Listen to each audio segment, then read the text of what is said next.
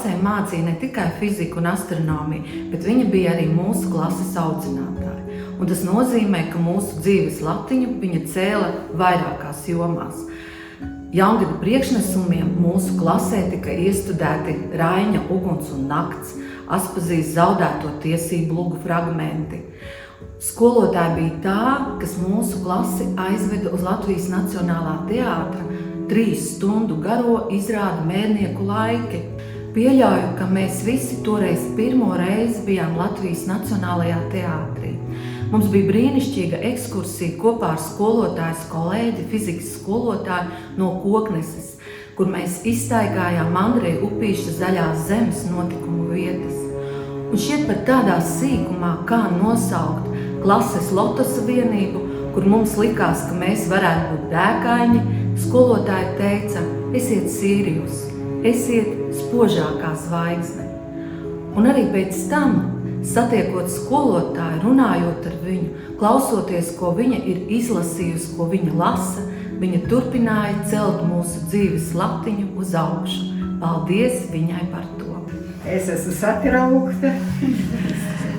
Mūsu Latvijas mēnesis novembris ir laiks, kad mēs godinām un sveicam darbīgākos, pašaizliedzīgākos mūsu cilvēkus, mūsu darba darītājus, kas ar savu godprātīgo darbu un sabiedrisko veikumu ir lielu ieguldījumu devuši mūsu Latvijai un arī mūsu Preiļu novadam. Šodien mums ir gods Preiļu novada pašvaldības vārdā pasniegt augstāko Preiļu pašvaldības apbalvojumu, goda pilsoņa nosaukumu pedagogei, Preiļu pirmās vidusskolas un Preiļu valsts gimnāzijas pedagogei Eleonorai Bleivei par mūža ieguldījumu jaunās paaudzes audzināšanā, audzēkņu matemātikas, fizikas izpratnes veicināšanā un sasniegumiem interešu izglītības jomā.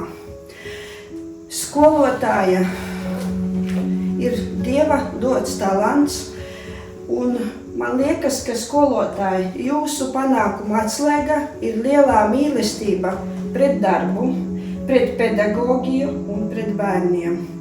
Un mēs, kā skolotājas, skolēni, arī pārējie absolventi un visa mūsu Preiļu novada sabiedrība dziļā cieņā un pateicībā jums sakam lielu paldies par to, par jūsu erudīciju, par jūsu neizmērojamo entuziasmu un, manuprāt, par milzīgajām darba spējām.